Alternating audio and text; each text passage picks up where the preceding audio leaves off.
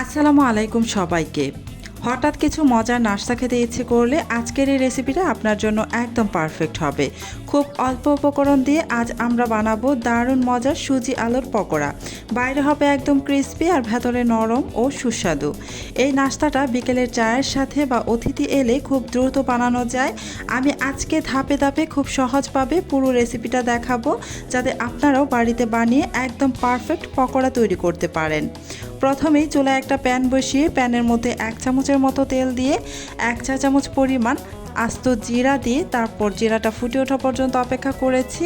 জিরাটা ফুটে এলে এখানে দিয়ে দিয়েছি 1 চা চামচের 3 ভাগের 1 ভাগ করে আদা ও রসুনের পেস্ট। আদা রসুনের পেস্ট দেওয়ার পর নাড়াচাড়া করে ভালোভাবে মিশিয়ে নিয়ে কিছুক্ষণ ভেজে নিচ্ছি, যেন আদা ও রসুন থেকে কাঁচা গন্ধটা চলে যায়। এবার এখানে দিয়ে দিলাম 1 কাপ পরিমাণ সুজিটা দেওয়ার পর খুব ভালোভাবে নাড়াচাড়া করে বেশ কিছুক্ষণ সময় ধরে ভেজে নেব। চুলার আঁচ একদমই লো আঁচে রেখে এই সুজিটাকে প্রায় 5 মিনিট সময় ধরে ভেজে নিতে হবে। খেয়াল রাখতে হবে যেন সুজিটা পুড়ে না যায়, তাই অনবরত নাড়াচাড়া করে আমি সুজিটাকে ভালোভাবে ভেজে নিয়েছি। এবার এখানে আমি দিয়ে দিব পানি প্রায় 1.5 কাপের মতো। যেহেতু এখানে সুজি ব্যবহার করেছি 1 কাপ পরিমাণ, আমার এখানে পানি লাগবে 1.5 কাপ পরিমাণ। আমি 1.5 কাপ পরিমাণ পানি দিয়ে অনবরত নাড়াচাড়া করে এই সুজিটাকে একটা ডো বানিয়ে নিব। খেয়াল রাখতে হবে যেন সুজিটা একদম ভালোভাবে সিদ্ধ হয়ে যায়। আপনাদের কাছে যদি মনে হয় সুজিটা সিদ্ধ হয়নি, এমনিতেই পানিটা খুব দ্রুত শুষে নিয়েছে, তাহলে এখানে আপনারা আরও কিছুটা পানি দিয়ে সুজিটাকে ভালোভাবে সিদ্ধ করে একটা ডো বানিয়ে নেবেন। এই যে আমার ডোটা রেডি হয়ে গিয়েছে, এবার আমি এই ডোটাকে নামিয়ে ঠান্ডা করে নিব। ডোটাকে একটি বাটির মধ্যে আমি নামিয়ে ঠান্ডা করে নিয়েছি। এই যে দেখুন ডোটা আমার কেমন হয়েছে। এবার এখানে আমি দিয়ে দিব সিদ্ধ করে নেওয়া আলু। একটি বড় সাইজের আলু সিদ্ধ করে তারপর খোসাটা ছাড়িয়ে গ্রেটারের চিকন অংশটা দিয়ে আমি ভালোভাবে গ্রেট করে নিয়েছি।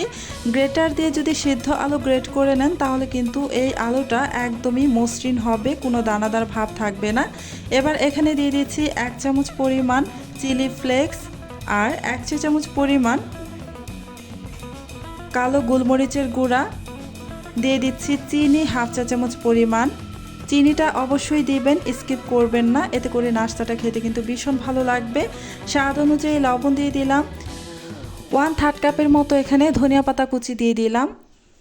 ধনিয়া পাতার পরিমাণটা আপনারা চাইলে আরও বাড়িয়ে দিতে পারেন।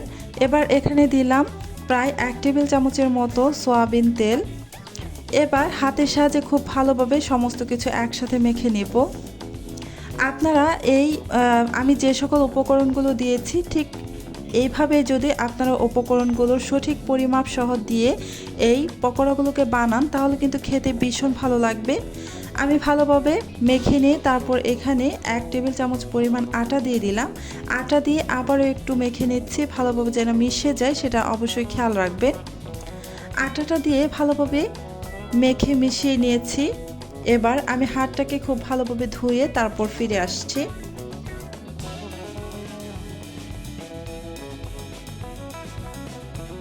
হাতটাকে ধুয়ে নিয়ে এখান থেকে আমি বেশ খানিকটা নিয়ে নিচ্ছি।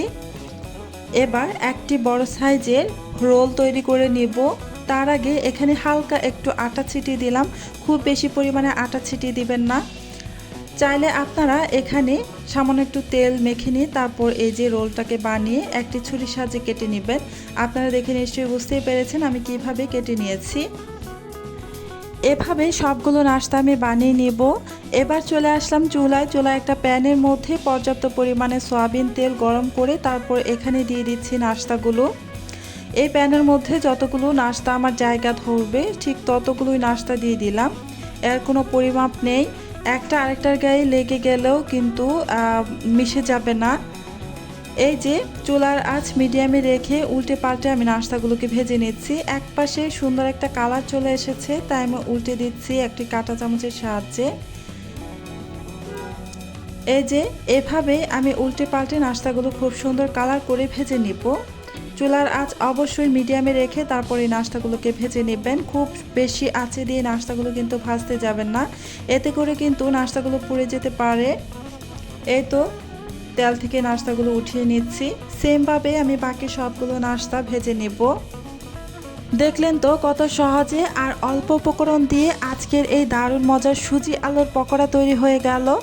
বাইরে একদম ক্রিস্পি আর ভেতরে নরম, চা বা সসের সাথে খেতে সত্যিই অসাধারণ লাগে।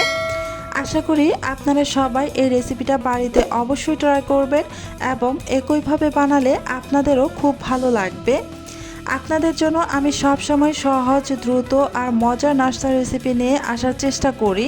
তাই ভিডিওটি যদি আপনাদের ভালো লেগে থাকে তাহলে অবশ্যই ভিডিওটিতে একটি লাইক দিয়ে আমাকে জানাবেন। আপনার একটি লাইক আমাকে আরও নতুন নতুন রেসিপি শেয়ার করতে অনেক অনুপ্রেরণা দেয়। আজকের মতো বিদায় নিচ্ছি।